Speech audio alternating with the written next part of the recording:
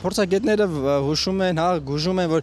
ռուս-ուկրաինական պատերազմը կարող է մոտ ժամանակներս ավարտվի։ Ինչպիսի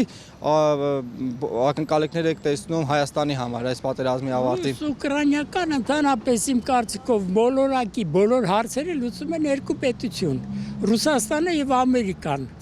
Ու առանձին հարցերում նաեւ այդ Եվրոմիությունը, որը հիմնականում հիմա դիտորդի կարգավիճակ ունի։ Այդ երկուսը ոնց ուզենան հարցերն է կլուծեն, իրանք են գերտերությունները, մենք մեզանից ինչ ենք ներկայացնում, բացարձակ ոչինչ,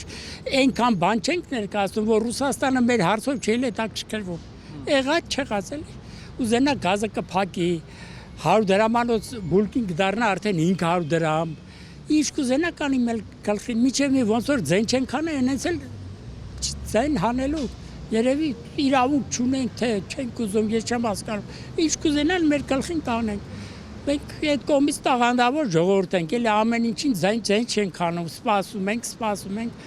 վերջը այդքան բան էլի Չեմ կարող ասեմ, դա պոլիտիկա է, այս պոլիտիկայով չեմ սիրում զբաղվել, չեմ կարող ասեմ, որովհետև որ նայում եմ Ուկրաինայի համառությանը, Ռուսաստանի համառությանը, դժվար հարց է։ Երևի իրանք չգիտեն ինչ են անում, ես որտեղից իմանամ։ Վերլուծաբաններ, փորձագետներ փաստում են, որ ռուս-ուկրաինական պատերազմը կարող է մոտ ժամանակներս ավարտել։ Ինչ ազդեցություն կունենա այդ ամենը Հայաստանի վրա, ձեր կարծիքով։ Երբ որ կդառնա սա արդեն կդառնա Ադրբեջանի պետություն, այդ ժամանակ արդեն կարա ինչ-որ մի բան լուծվի։ Իսկ այն ինչ-որ կախված այդ նույն վերլուծաբանները, այդ նույն փիլիսոփայություն, որ անում են իրանք անում են իօգտուն իրանց աշխատանքի համար, որ իրանք աշխատանքից դուրս չմնան։ Որովհետև յուրաքանչյուրը գիտի, եթե սխալ բան ասի, ղեկավարների մասին է խոսքը, սխալ բան ասի, ինքը իր աթոռից կզրկվի։ Մի շարք փորձագետներ հուշում են, որ ռուս-ուկրաինական պատերազմը կարող է մոտ ժամանակներս ավարտվել։ Ձեր կարծիքով Հայաստանը ինչ շահեր կամ խնդիրներ կարող է լուծել այս պատերազմը ավարտելուց հետո։ Նման քաղաքականությամբ ոչ մի հարց չի կարող լուծել։ Մեր քաղաքականությունը պետք է փոխվի առաջնահերթ։ Կարելի է որոշ հարցեր լուծել, էլի կարելի է, բայց ոչ մեր դեպքում, ոչ մեր ղեկավարության դեպքում։ Իհարկե կարելի է ամեն ինչ ցել, լավ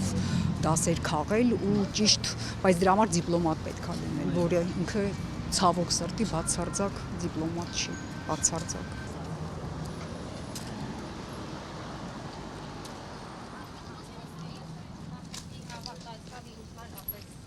Մի շարք փորձագետներ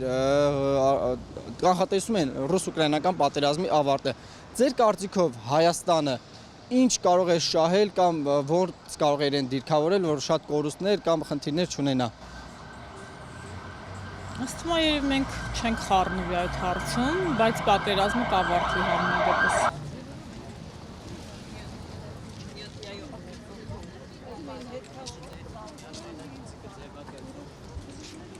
Փորձագետները հուշում են, որ ռուս-ուկրաինական պատերազմը մոտ ժամանակներս կարող է ավարտվել։ Մենք ինչ դիրքերում կարող ենք հանդես գալ այս պատերազմից արդյունքներով։ Հիմա ես ասեմ։ Սաղ ասում են Ուկրաինա։ Այդ Ուկրաինան, որ այդ բոմբերը տվեց Ադրբեջանին, այն վառվող բոմբերը,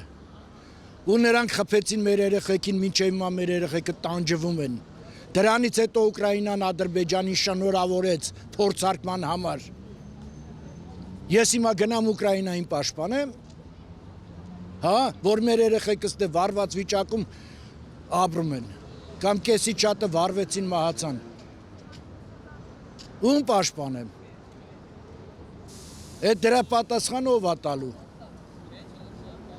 Այդ է բանը։ Իսկ մարդիկ ասում են Ուկրաինա, то Ուկրաինայի դիմացել էի։ Самый большой подарок для всех, чтобы у нас было спокойно. Я вообще с Украины, я тут 46 лет живу. И нигде покоя нету, ни там, ни у нас. Я только мира хочу, чтобы наши дети не погибали.